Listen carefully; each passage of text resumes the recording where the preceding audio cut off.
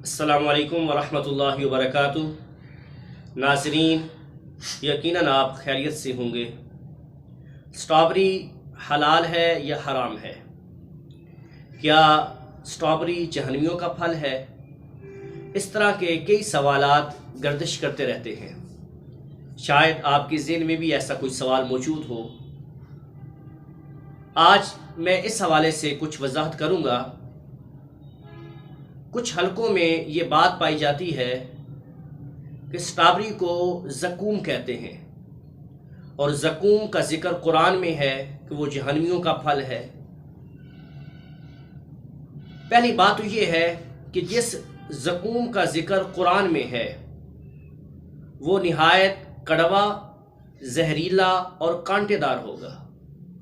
جب جہنمی اسے کھائیں گے تو وہ ان کے حلق کے اندر پھنس جائے گا، اور جب وہ اسے نیچے اتارنے کے لیے پانی مانگیں گے تو انہیں پیپ پینے کے لیے دی جائے گی۔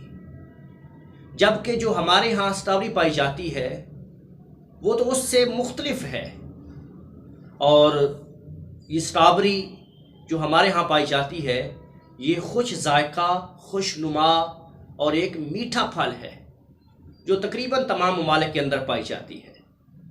اور دوسری بات یہ ہے کہ اسٹرابری کو عربی میں زقوم نہیں کہتے بلکہ فراولہ کہتے ہیں۔ تو اس سے پتہ چلا اسٹرابری جائز اور حلال ہے، اور اسے شوق سے کھانا چاہیے۔ واللہ عالم ورسول عالم عز وجل، وصلی اللہ تعالی علیہ وآلہ وسلم۔